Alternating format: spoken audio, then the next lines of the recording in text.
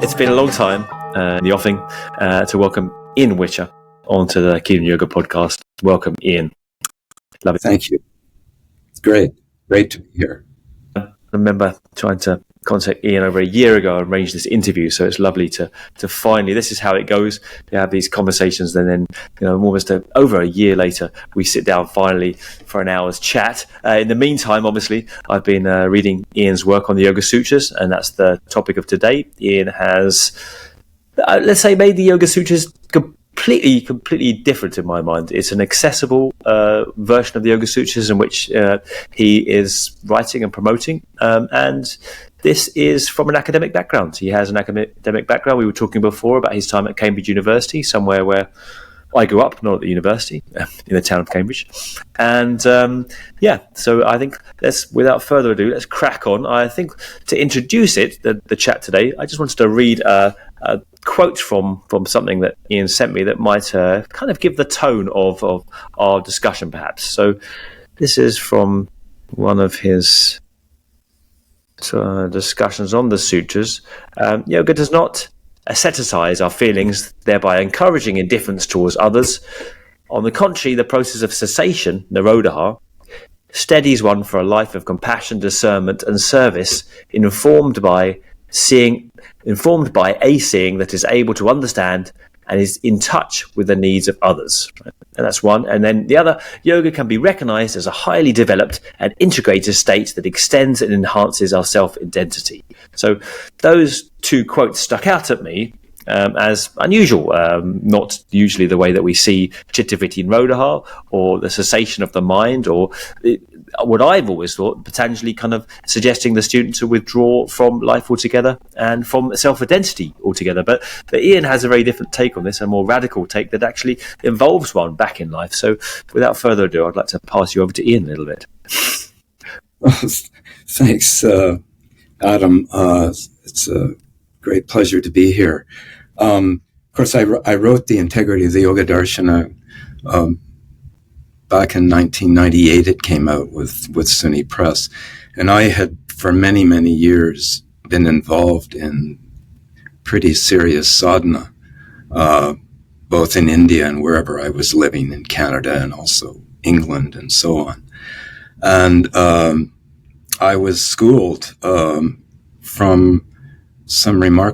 with some remarkable teachers. I want to bring that out, that my motive for getting into the scholarship was I saw that, first of all, yoga does involve self-study, and that self-study is an integral part of yoga practice, swadhyaya. And also there was a calling based on what I had read and seen, especially from the Yoga Sutra literature, and of course learning Sanskrit and so on, able to go back to the original texts and commentaries to clarify from my own experience and from my reverence for the tradition of yoga, which goes way back, of course, rudimentary yoga, as it were, or pre-systematized yoga back to the Upanishads. And of course, the talk in the Upanishads is about the oneness or not two-ness, the unity of Brahman, and how that can be formulated throughout the history, say, of Hinduism. And you get some, the Upanishadic texts which offer different ways of understanding this term Brahman. And so the backdrop of yoga is really going back to the Upanishads in many ways. It became articulated classically, maybe around 300 to 400 of the Common Era in the Yoga Sutra of Patanjali. And it's I was inspired through a couple of teachers. One was J. Krishnamurti, who didn't talk about yogas, Chitta, Vritti, Nirodha, but he was living Chitta, Vritti, Nirodha. And it's pretty clear to me that what he was saying was, he was, in his own unconventional manner, he was very radical in his teaching. He was kind of the anti-guru guru. He obviously felt he had something to say, or he wouldn't have said it. But he was really almost like tired of witnessing around him the attempt to attain enlightenment or moksha and so on by renouncing the world or through some system, following some system and becoming glued to that system, or becoming a Buddhist, or becoming a Hindu, or a Vedantist, or whatever. And he, in a way, pulled the rug out from underneath people's preconceptions. So most people were being led by concept. They're being led by a concept of the truth. And somehow they're almost trying to fit their experiences into that concept of what truth is, what God is. And Krishnamurti went so far as to say, do you realize you've created God through your own thought? As to what God is, that's another matter. Perhaps we can discover that. So I see Chitta, Vritti, Nirodha as, first of all, it's a great mystery to the earnest seeker who stumbles into it. When I first saw it, it just kind of grabbed me by the neck almost. I felt like I was being strangled into another way of breathing. It just caught me. And then, so initially, when I spent a lot of time in India, up in Kulu Valley in Himachal Pradesh, studying with a teacher there who was a kind of a great yogi Vedantan. And there was some tantra there, because it was all about the oneness of life, but a very serious study into the nature of the mind and the movement of thought and how we become identified with the contents of our experience, the contents of our mind, and how that, which Patanjali terms boga, the content of experience, that confusion of who we essentially are, that sam-yoga that Patanjali talks about, where it's as if the Purusha, or the principle of consciousness, becomes entangled in material life, or sometimes called Prakriti, although Patanjali uses the term the scene. The seer takes on the nature of the scene. That's a sam-yoga. It's a kind of a union based on a misunderstanding of our true nature. So where is this to be located?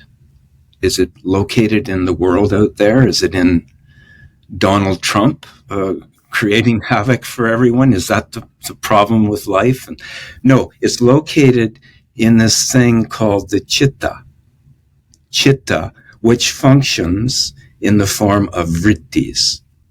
Through Vrittis, we have experiences and we gather understanding of life through the experiences of objects, from mommy and daddy to a 10-pound note, or whatever the object of experience is, flowers, whatever. Those vrittis give the capacity then to experience objects, to have experience, right? So Chitta, though, is an umbrella term. It's not like we have a mind that we have to control. Nirodha, Chitta, Vritti, Nirodha as yoga.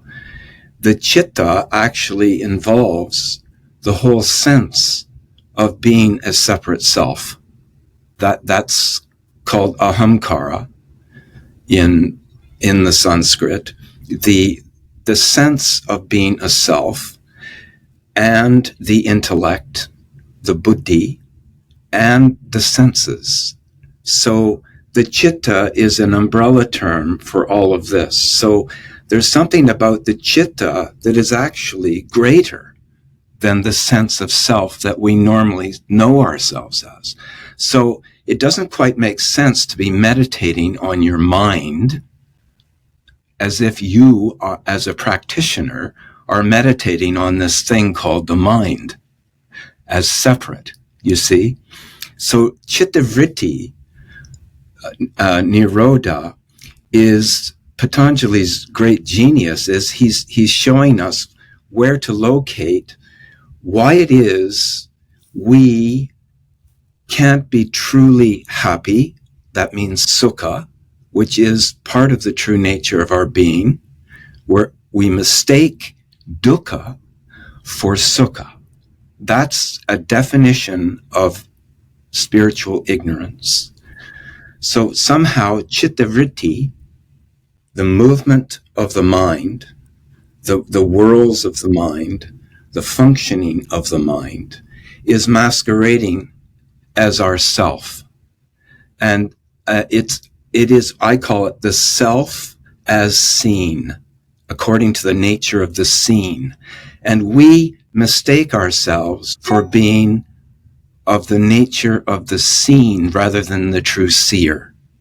So Nirodha is really, the Nirodha is really about the disimprisonment or the non-confinement to the movement of the mind. Nirodha means a liberating cessation to a sense of confinement of self, which functions as Chitta Vritti. It's not about controlling the mind or shutting down the mind. Who is the controller of the mind? Who could possibly be the controller of the mind? So you have to let go. You practice abhyasa, and then you have to learn the art of letting go, of sinking into a deeper space, which is the true nature of the mind in the pure sattva. So in that sense, we're liberating the mind from being the self. That is Nirodha. And therefore, what comes through is what is already present to us. And that is the real state of yoga, which means true nature of our being, swarupa. And that is not in opposition to the functioning of the mind. It simply means we've clarified, we've cleared the mind, we've purified and illuminated the mind in its true nature. So yoga is about liberating the mind. The self doesn't need to be liberated. It's already present to us. We're just not picking it up. We're not aligning ourselves. We're in the service of a sense of separate self that we mistake as being our essential self, and we try through this Chitta Vritti. So Chitta Vritti is actually ultimately innocent. Mm-hmm. It's not really a problem, but we make it a problem when we have mistaken ourselves in that function, and that's called klesha, right? That's called affliction, ignorance, spiritual ignorance, over-attachment, resistance, aversion, and fear of non-existence. So that's how klesha functions, which is where we are a self, but we have bought in, we've been consumed by experience according to a mistaken identity of self. So that Nirodha liberates the mind from being the self. That's how I see it. And that's a great overview, and it is unique because obviously people think that the Nirodha is utter cessation of the mind. But then, as you make a point in, I struggled to say what I was reading earlier because I think it was a small excerpt of your Yoga Darshana book that you sent me, and in that you make a very good point. The fact that, well, Patanjali was a practitioner and he was talking to people. So if it was an utter cessation, then he wouldn't be around, and then he wouldn't really be disseminating it to students either. It does, to that end, it's a practical argument for a practical means, really, that he is still around and not had completely destroyed himself, and he's practically giving a discourse which then should be practically applied. To that end, you mentioned the right functioning of the Vrittis. Another quote that I've got here: proper alignment or right functioning of the Vrittis is the Chitta Vritti. As our confused and mistaken identity, not the Vrittis themselves. Yes. So, yes.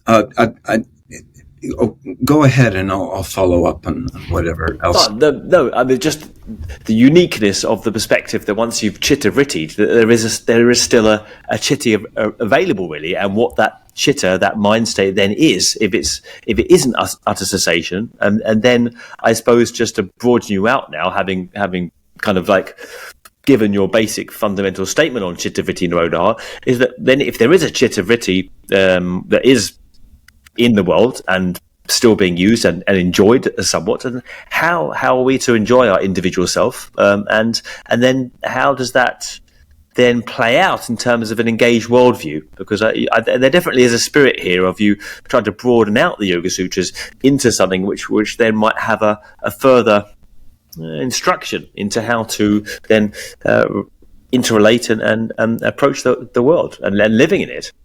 Well, you see, there is this problem of dualism, which, of course, Yoga Sutra has been molded into. It's as if yogic experiences then have to fit into a metaphysical, presumed metaphysical duality. There's no proof that the Yoga Sutras are dualistic. They use a teaching as a concession, which every teaching implies a form of duality, right? Even to say that thou art, from the famous saying from the Upanishads, which is an expression of oneness, is said to the person who has somehow needs to hear that, is still in a subtle duality between self and Brahman. So the point is that this duality is part of the concessional nature of teaching, that all teaching is a concession. And I feel that the great brilliance of Patanjali was how he went right for the jugular in Chitta Vritti Nirodha, and then he takes the rest of the sutras to kind of flesh it all out, Now, the thing is that there is this problem of conflating the principle of manifestation of Prakriti, or what Patanjali calls the seen, with spiritual ignorance. That at the end of the day, Prakriti just dissolves away, and there's no more manifestation. And that I point out is a mistake. It's a mistake. A lot of it is based on an underlying, almost subtle unconsciousness of mistaking spiritual liberation for a form of aversion. There is a subtle form of resistance that continues on even after, and Patanjali points this out in the first pada, even after asamprajñata, which is the self resting in itself. So one can then, as it were, sink into that experience. But then there's still some skara. There's still some skara. You still have to come into the waking state. But that gives you a right perspective on how to deal with the stuff that normally takes us away out of ourself. And that gives the right grounding for being able to deal with that. Because prior to all that, it's as if instantaneously one becomes one's mood. One takes on the thought. One takes on the emotion. One says, I am some quality, and one takes on the quality and overlooks essential nature. So the dualism is really between the seer, the nature of of consciousness itself, the power of seeing, and that which can be seen as self. So in other words, there is true self, and there is self in how it masquerades as a separate entity. And that is really the crux of what yoga is about a shift in identity from inauthentic nature, separation, into authentic nature, as it were, non-separation. So the whole gist of practices in yoga. Is that permanent? I've always wondered, like, where Patanjali is saying this, this state that he's suggesting is a permanent state, or because you also, in your, what you sent me, suggest that Prakriti is also somewhat sacred, so you can kind of, that it's not like, well, I'm now just in Purusha and Prakriti is like, I'm not that, nothing to do with me, there's still some iteration. So is there a kind of shifting between enjoyment of Prakriti and then coming back to realizing that it's nothing to do with me? Or is one able to enjoy from that perspective of Purusha, constantly recognizing that Prakriti is essentially an illusion, but nevertheless kind of dipping in and out and enjoying it? Yeah, I would say that Prakriti on her own could be said to be an illusion, but that doesn't mean she isn't real. She's real, but she isn't what she appears to be. In other words, our sense of self, as according to the nature of Chitta Vritti alone, is an illusory sense of self. It's real. Suffering is real, but ultimately it isn't our true nature. So in other words, it's arising almost, as it were, our true nature is present to all this. And so there is the capacity then in yoga to liberate the mind from all this affliction, which believes in the sense of a separate self and feels itself in the light of that separation. So the practices in yoga, right from yamas down to samadhi, Patanjali says those practices given in the Ashtanga in chapter 2 are actually preliminary practices for purifying the mind, purifying the chitta. So the chitta has this capacity to be inclined towards this wonderful quality of knowledge called discernment, viveka, kyati. And as it dips into its true nature, where the light of Purusha, as it were, shines through, and the sense of I that normally would jump towards the objects, towards thoughts, towards emotions, that sense of I is held by that light and is able to discern, right? It's able to see, I'm not, as it were, I'm not that, that discernment becomes the key and that is what the Ashtanga Yoga is for, is to bring about that discernment. But that discernment then has to be lived in the everyday waking state. And even Patanjali says in chapter 4 that the mind, the chitta, has a propensity to kaivalya. So the mind is part of kaivalya, the sattva of the mind. It's given there also in chapter 3. Kaivalya is where the Purusha and the sattva, as it were, are of the same purity. They're there together. So that is liberated mind. Now, all those practices are there to sattvify our mind, body, to bring about, to unveil more of the inherent principle of the sattva through nonviolence, through greedlessness, and so on, through pranayama. It's there. There is this, what I call a sattvification, a purification, although I don't like the word purification so much. It has monastic connotations. We're not talking about that. necessarily. And as those practices are matured, there becomes less and less separation between the experiencer and what is experienced.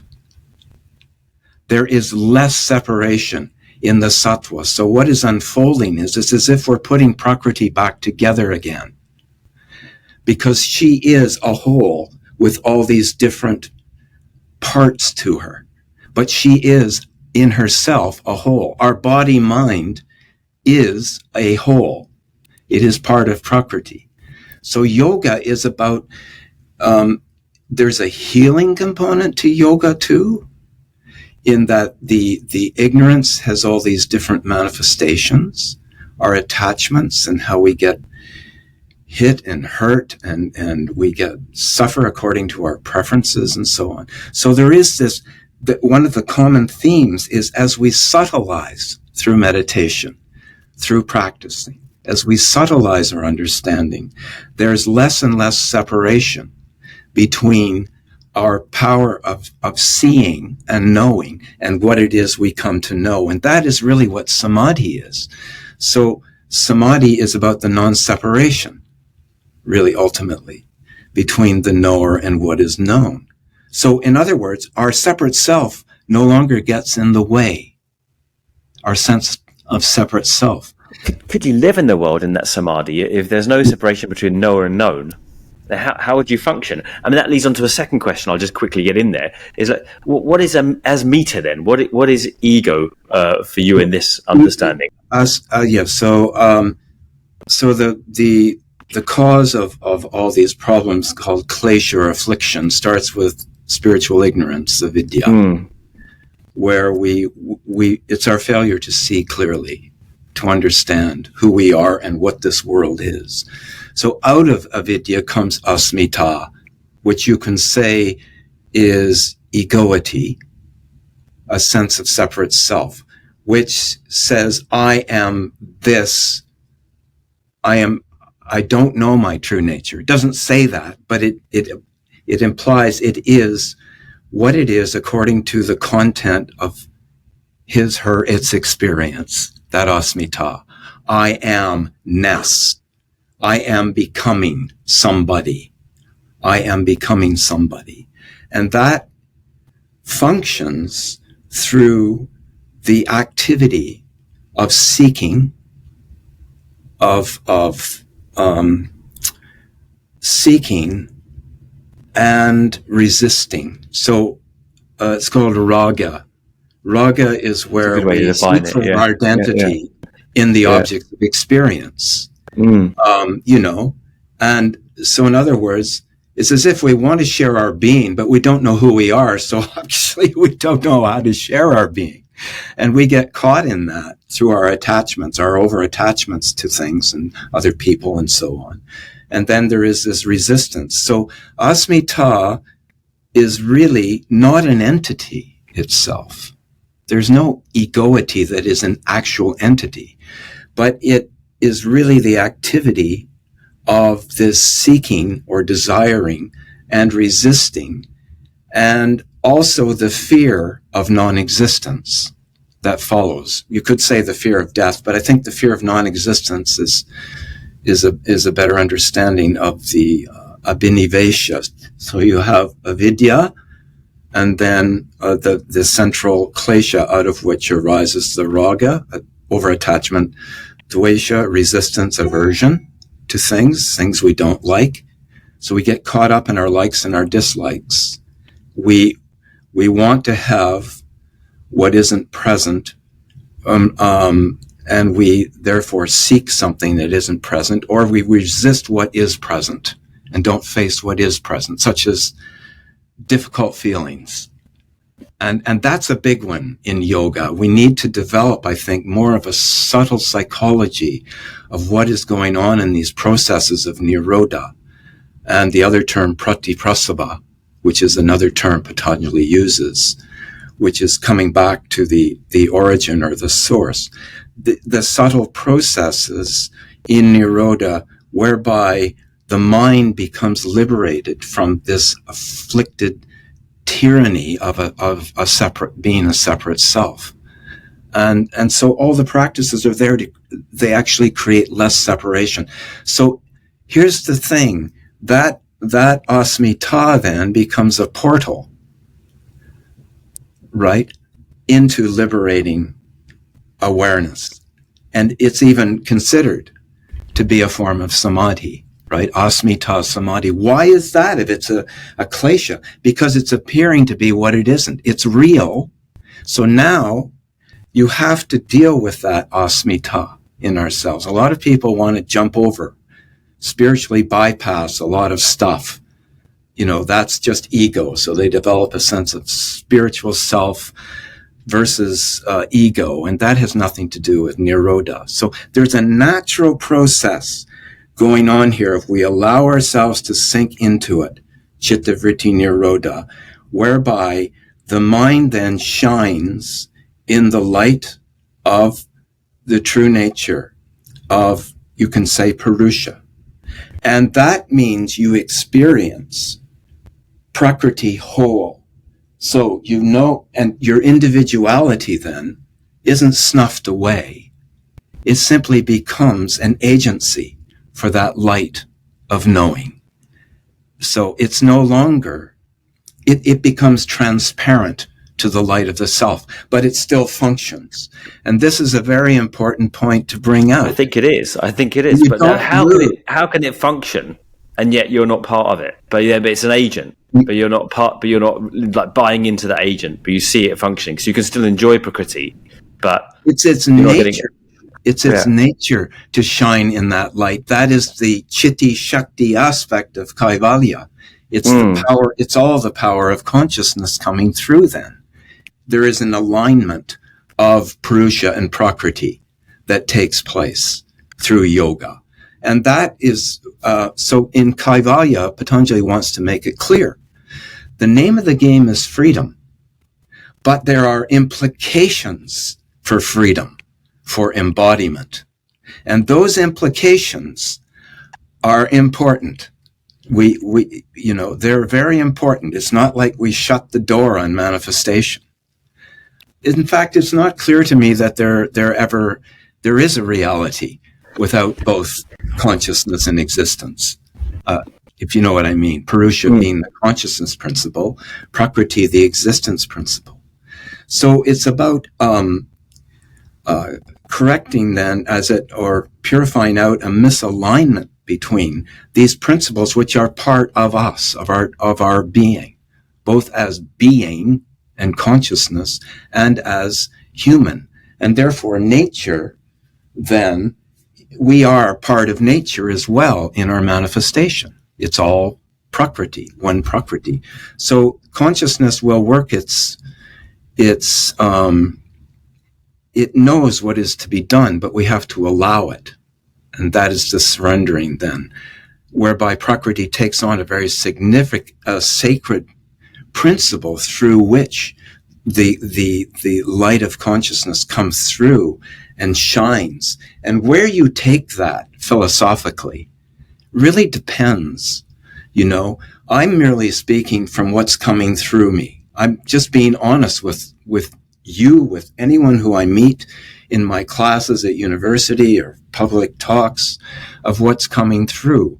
That Kaivalya is the aloneness of the power of seeing, where there is no confusion then as to who you are. And that aloneness includes a liberated mind, Purusha Sattva, through which then Rajas, the principle of activity, and Tamas, the principle of giving form and inert shape to things, then becomes aligned in that light. So that has a transforming effect. And you could say then that just to go to the quick of it, and then you'll have some things you'll want to say, because I know how important this topic of yoga is to you. Aurobindo. And listen, I wrote all this stuff before I even got into Aurobindo. Of course, Aurobindo is the great voice for integral yoga, right? And the evolution of consciousness in manifestation, where actually manifestation, as it were, completes the purpose for being here. It's not about getting out of manifestation. That's a half. It's just a shame he didn't write a bit clearer, or at least a little bit more with more brevity. But you're absolutely right. I mean, Aurobindo is that voice, isn't he? But his books are fairly impenetrable. So coming back to yoga, yoga has often been seen as a severance of Purusha from Prakriti, right? No, there's a severance, as it were, a dissolution from some yoga.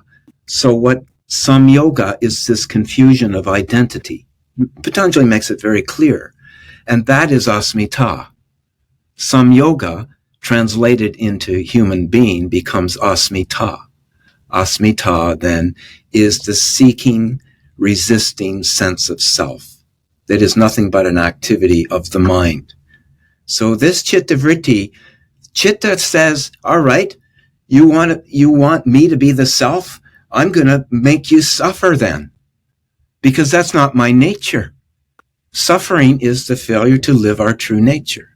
That's all. And when we pay attention to it, that dukkha becomes a teacher for us.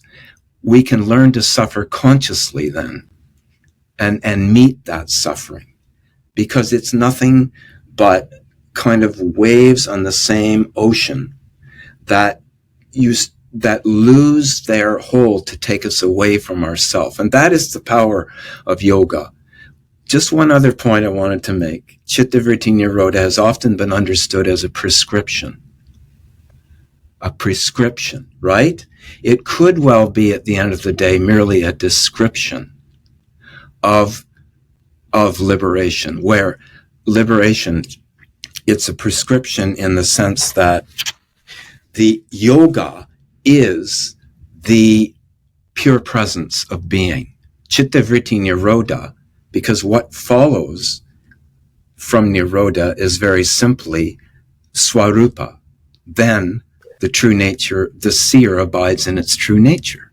That is yoga, is the abiding of the seer in its true nature. And that includes the mind. That includes a sense of individuality, which is not egotistical. And that's the important point. But there has to be a lot of preparation too. It's not like you just meditate yourself into it and then you come out of meditation and everything is, Nirodha. No, there's an ongoing work. There's almost like a post-enlightenment sadhana that needs to take place on the level of mind to completely liberate the mind. Then it would be called nirbija, seedless samadhi. That's referring not to some disembodied consciousness, nirbija. It's called nirbija, where the seed of ignorance no longer has a hold on the mind. So it's referring to a quality of mind, which is, its nature is pure sattva. That's nirbija. We run into problems when we're trying to fit the results of the ultimate processes of yoga into a radical metaphysical dualistic structure, you see. I think the dualism is there to serve as a teaching, almost like a provisional teaching, and it's very powerful. In fact, all schools of non-duality include duality. Duality is like a rippling out of non-duality, right? There's no duality without non-duality. Yeah. So instead of saying yoga is ultimately non-duality, I'm just saying it opens us into the truth of reality. Yeah. And it lets the experience speak for itself. The gunas no longer have a hold on true identity. That's the meaning of the end sutra on Kaivalya, where the gunas dissolve back into their origin. It's not about some,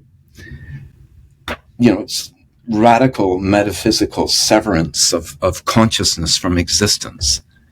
Then the gunas shine in the light of the power of consciousness. All the past has no hold anymore. The guna is a symbol then for the past. Even in the Bhagavad Gita, Krishna tells Arjuna, be free from these three gunas, but be established in the eternal sattva. What is that sattva? It's a really important topic in philosophical and, of course, practical. When I say philosophy, I mean theory practice. The nature of sattva. That's why I say we have to mine the mind, go for the real gold of that mind. And at the end of the day, just suggest that chitta is nothing but beautiful, beautiful consciousness existence. There's nothing to belittle in that at the end of the day. So here my question comes in. And it's maybe take you by surprise because it's a practical question for you. So having said all this, and clearly you're a passionate practitioner, which is one of my interests in you, having listened to other podcasts. You had many, many years of practice, including your walk with Krishnamurti I was going to bring up earlier, your chat with Krishnamurti. So for you, what does the tapas svadhyaya ishvara pranidhana mean on a practical basis? Like because you're experiencing these things, and it's clear that you've had experiences of these things, perhaps not all the time, but sometimes. So I'd like you to, and you mentioned how you have to mine the mind, right? So tapas, what does tapas mean for you? What do you do? How do you relate to this text, and how do you practice? And svadhyaya, how do you see yourself going through daily life? Like how do you experience that? If the seer, the seen, and what is seen all merge into one, what kind of experience is that? Because I can't imagine it. And Ishvara Pranidhana, you haven't really mentioned that. Now, how does that fit into the whole process? How does God or devotion or faith, those kind of troublesome kind of words these days in the modern context, come into the Yoga Sutras, or do they come into the Yoga Sutras for you? Yes, they do, because Patanjali was well aware that there was a devotional element in how we approach reality, Ishvara Pranidhana. But Ishvara, of course, is of the same nature, is the special Purusha, right? That was never under the influence of ignorance and all of its complications. So it's just pure presence. But it also has a component of pure sattva. When you go into the literature, Ishvara is understood by some of the commentators, and this connects nicely with what Patanjali does say, as the Ishvara, God is the eternal excellence of pure consciousness and unblemished sattva. So the sattva is as if God appears as what God isn't, as if. The sattva. That can never be interfered with. That is an eternal presence. And everything, all the yugas and ages of manifestation arise out of that pure conscious being. First level of existence, pure sattva. Nothing touches that pure sattva. So tapas, Swadhyaya, Ishvara Pranidhana.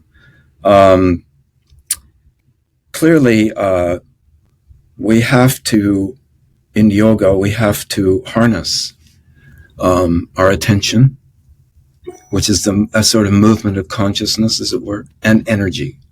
So we have to come in touch fully with the sattva, because ultimately attention rests in its nature as pure sattva, and energy, rajas. We have to deal with that. Abhyasa implies we're working with our rajas, with that, right?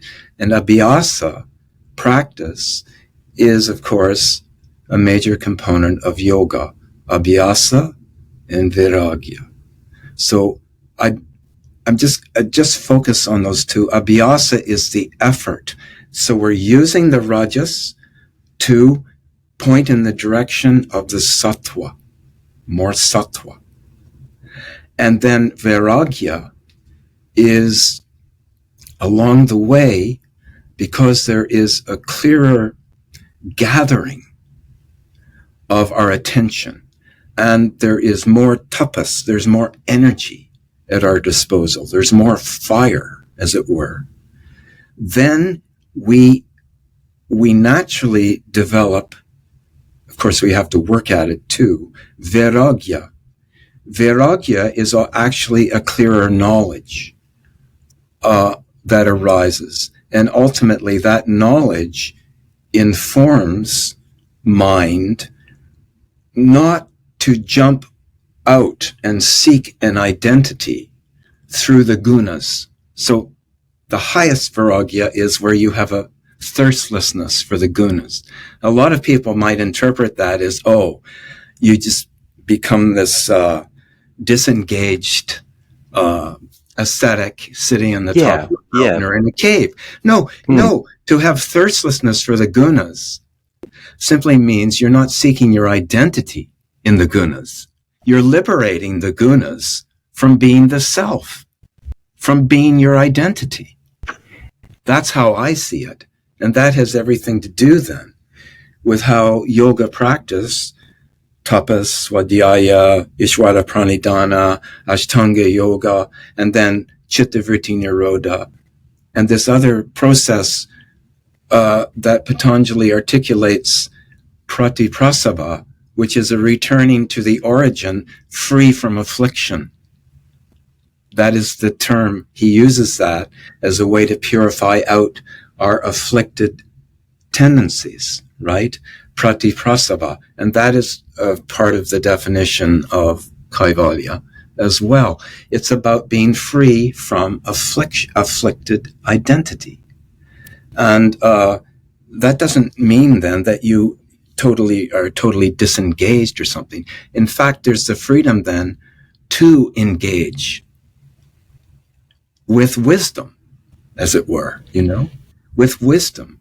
So the real integrity of yoga, I think, is where if you take the Ashtanga seriously, some of the hardest practices to embody are the yamas and niyamas. It's almost as if it's easier to sit in meditation for 24 hours than come out into the open and in our relationships live this literal sense of less separation, where you really come face to face with where you're at.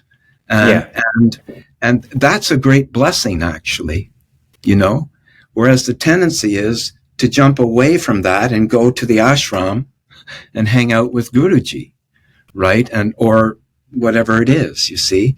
And so yoga, in yoga, there is a way, checking points. And my concern is to get that out there where we can join more of the dots about being more fully human being, because that's where we are now. My concern isn't so much what happens after death to this body, because Patanjali is saying, realize the truth now. Now begins yoga. Now, that eternal now, here now, right? And so... Yeah, I think just to pick up, actually, that's a perfect point to ask my last question on conclusion. How does that engaged responsibility kind of make us responsible in the world? I don't know whether you're familiar with Shyam Ranganathan's work, right, and sovereignty, and his translation of becoming sovereign and the responsibilities of that in engaged action. In some ways it goes towards what you've been saying about kind of what responsibility that gives you in the world, right? Like they're going back to the yamas, and rather than envisaging this as a tree, as a kind of ladder to ascend, rather than a wheel to go back to the start again and live in the world in a more responsible way. How would that play out according to Patanjali then? How would you see that? People often talk about engaged yoga these days and the responsibility that yoga practitioners have in the world. So it'd be lovely to hear your views on that. I think a lot of the priority was given in understanding Yoga Sutras as autonomy trumps ethics, You know, see what I mean? And so the emphasis on autonomy and transcendence, to become autonomous as pure consciousness, there's the other side of the fence, and that is we are embodied beings too. And that responsibility is our capacity to respond to life's situations in greater awareness. So that responsibility is then not in service to a separate self, but in service to our true nature. So responsibility is a natural inclination. So in other words, life flows through and is connecting with itself everywhere. So there may be a more compassionate response that is needed, or a response where you is more celebratory, a response that you have a kind of you need to be somewhat fierce. You need to lay the law down, right? And you need to, you have an opinion. So, but the point is it's a way of living in the world where you're not taken away from your true nature. And therefore it's more about a sharing of our being in the appropriate way. So that sharing is more in service to our true nature. So responsibility is a natural inclination then. And so it is, so it is. We need to see this in our own lives, how this works, and put it to the test, and it's my experience is, compassion, loving kindness, equanimity, which is is not an easy thing to be established in. Equanimity, right? One of the Brahma Viharas in Buddhism. Buddha taught these, and in a way, they're kind of manifestations of the nirvanic state, right? How he supposedly lived his life responsibly in response to this pure autonomy of a knowingness within. And that knowingness connects. So you can take that in more non-dualistic ways, right? But let's just say this. Patanjali, when I wrote the Integrity book, it's not like I'm saying Patanjali was only interested in embodied freedom. I'm saying his interest was in freedom, but it has embodied implications. Let's not forget that. And that is what the whole history of Hinduism, dealing with dharma and moksha and how to reconcile being in this world and being liberated. So what does it mean to be liberated? Who is liberated? Well, the mind becomes liberated. It's the mind that is liberated. And that liberates our individuality for being an agency of responsibility. Or I think Shyam Ranganath, he's a friend of mine. He's also a Toronto guy. He wrote about sovereignty. Sovereignty is a quality of decolonizing yoga, I think, the recent one. I think what he points out there is that the willingness to engage yoga philosophy as an ethical discipline is completely lacking still in academia. So it's been pigeonholed, and I found that in my own, philosophy degree, as far as I got. Eastern philosophy was just simply put into religious studies, go and study, religion rather than, and certainly not politics. Whereas, you're pointing out the Yoga Sutras, and Shyam makes a good point, is that, it could potentially be a political book as much as it's a philosophy for living life and understanding oneself. It's inherently political as long as we're living with other people in the world. It becomes... Yes, it has all kinds of psychological, ethical, and social implications of this kind of identity transformation. But that happens through the sattva. And the sattva isn't just this guna that is predisposed to ignorance, right? That's how it functions when there is ignorance. right? But when ignorance is removed, the sattva shines in the light of the self, in the light of consciousness. And I just put it to all our listeners that this is there to be known in oneself and to be lived and experienced. And it's a process. It's a process, but it's almost like it can happen when you least expect it. But it is important to pay attention. We need to harness our energy and attention. We need to do that kind of tapas. And if you're motivated, and by the way, Chitta includes heart in the sense of feelings, right? And so it is this all-embracing term. It includes our feelings and emotions. So it actually liberates our feelings and emotions from spiritual ignorance. It's not about shutting them down and withdrawing and disengaging. So you engage from the functioning of ignorance in the form of the activity of seeking outside of oneself, of resisting what one doesn't like. If you really come and face what you don't like and don't resist it, it ceases to create suffering.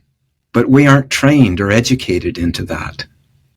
We're educated into a sense of happiness that has its opposite. Whereas this true nature doesn't have its opposite. But it is not in opposition to anything. Purusha is not in opposition to ignorance. It's not fighting ignorance. It's just saying it's not true nature, and eventually it unravels itself. It unveils itself, these layers of ignorance. And in a sense, even ignorance functions for the sake of liberation. That's why it's there. It's not a mistake. Patanjali says that in the sutras, doesn't he? It's not a mistake. Yeah. It's not a mistake. So Asmita is a portal into our being rather than just a mistake we've got to get rid of. I mean, it's fantastic to see someone who's obviously steeped in the perspective of this, but as well passionate in it and applying it, as you are, which is really certainly kind of inspiring going forward for me using the text. I mean, in conclusion, Ian, I'm sure people would like to hear about what kind of practices you mentioned, and I've heard in other podcasts, you were a practitioner almost before I think you were a yoga scholar, and you obviously remain an adamant practitioner up to this day. What kind of tradition, if you don't mind me asking, just by way of some more background information on you for the listeners, are you involved in, or what kind of practice do you do today? Yes. Well, I started off in early university days at Queen's University here in Canada. I quit university and then I started doing TM. That was there. It was kind of cool. It was really, although it wasn't easy stepping into, sitting down and for 20 minutes and focusing on a mantra. So I got in that way and I started reading stuff like Maharishi's commentary on the Bhagavad Gita. And things started happening. And then I re-enrolled because I'd quit university in poli-sci.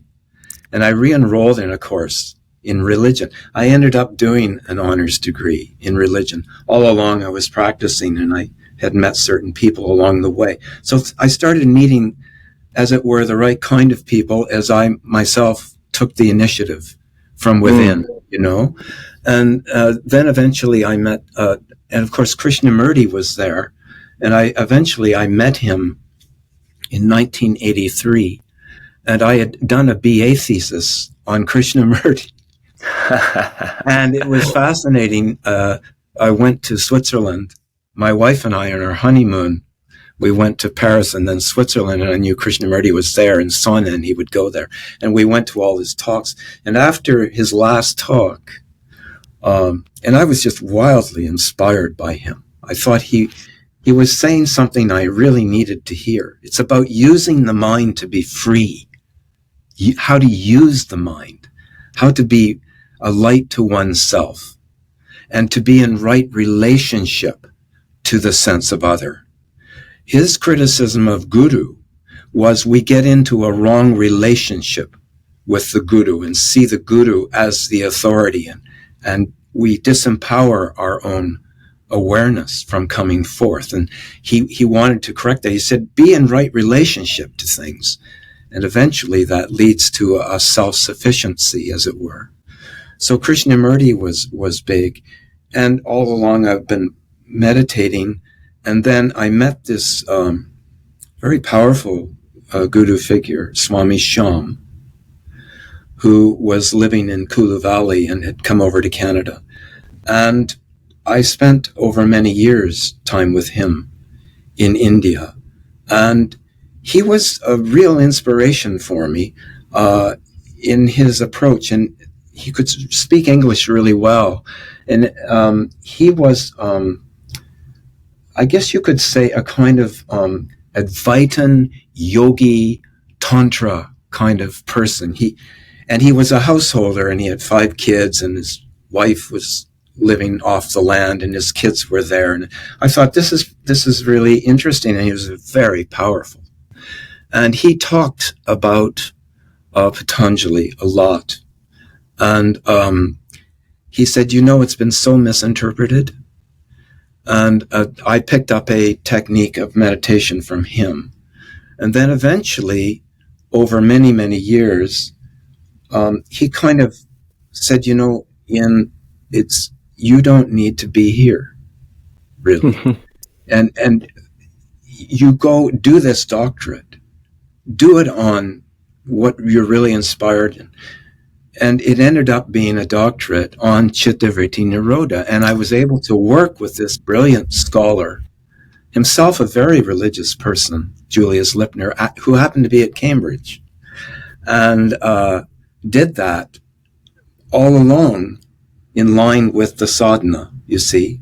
That's the real inspiration behind it. But the scholarship need not conflict. I was lucky to be able to engage in that, in what it was truly I truly loved to do, right? It wasn't, but of course it's hard work doing that kind of scholarship, because you have to present things logically and clearly, but it's a great training for communication and learning to write and so on. And so I kept on, and then eventually Swami Shyam passed away. And what's happened is, over time, there was we would do things like a lot of chanting over time. Swami Shyam wrote a lot of poetry and so on. We would, but it was really serious sadhana and meditation and satsang. And he had a great gift of communicating. And he was a very powerful presence. And so eventually I started connecting more. I was just paying attention within, and I just let this whatever unfold. He just said it's all going to unfold. Just pay attention within, keep the meditation up. And now it's as if meditation is more a way of being rather than an activity, although I do sit every morning and do a little pranayama, because it's important to give the body and mind its food, right? We're all part of nature. We're not this disengaged soul in there that's, it doesn't matter on the level of body and mind. The body and mind are all part of the same being. And so I continue that, and whatever's coming through is coming through. And so my writing has been inspired through all that. And I suppose the inspiration used to take the form of a great teacher and so on, and now it's become more subtle. It's like the first feeling of love. That is my real inspiration, the purest feeling of love, which when I just pay attention is right there as presence itself. And that inspires me in whatever situation. There is nothing but life itself present, whether I'm on the bus coming to the university or walking my dog in Toronto, who I miss my dog, or I miss my wife too, but I'll be with in a few weeks because I'll be going back to Toronto for the summer. But the point is, and I say missing in the sense of union, real missing is showing you how united you are when you truly miss someone. But the sadhana has taken on more of a, there's no real split between being on the mat, sitting on my butt in the morning, and everyday life. And I'm, you know, you need to put yourself into that to really know that for yourself. Otherwise, we'll be holding to the thought of a sense of separation. And those thoughts have just dissolved now. So if anything comes up, all the focus is just come back to your being. Come back to your being. And that may be with eyes closed or not, but I always honor the teachings and I honor the scriptures that have informed me. But as Patanjali warned, scriptures themselves are not the truth. Don't get caught in the scripture itself, right? It's the experiential awareness and understanding. And that understanding becomes richer and richer as we go along. And so understanding isn't merely intellectual, it's an experiential understanding. So that's really my sadhana is surrendering into that presence and knowing that it's always present. Well, I haven't really got any rejoinders to that, Ian. Thank you. There's been a wonderful discussion. It certainly comes across that your passion for it and your experience of it. So we'll certainly put everything in the show notes in terms of looking at the original book that Ian wrote. And according to Ian and my discussion with him pre this recording, I think that he shall be engaging in some more public discussions soon. So keep abreast of what Ian's doing. You shall be able to find him again in the show notes. And we're looking forward to more interaction on this level in the future, Ian. Thank you for taking the time to come on and chat with me. It's been a wonderful chat, and I'm sure everyone's going to really enjoy it. Thank you. Right, Adam, and thank you very much. And it's great that you do this, and it gives people a sense of community, I think, that is all part of our being, the sharing of our being. And thank you very much. I feel really grateful. Look forward to meeting in a position to have chats with people like you is really just incredible. So thank you. I hope to see you sometime in Cambridge. Yes, indeed. Let's go for it. Okay.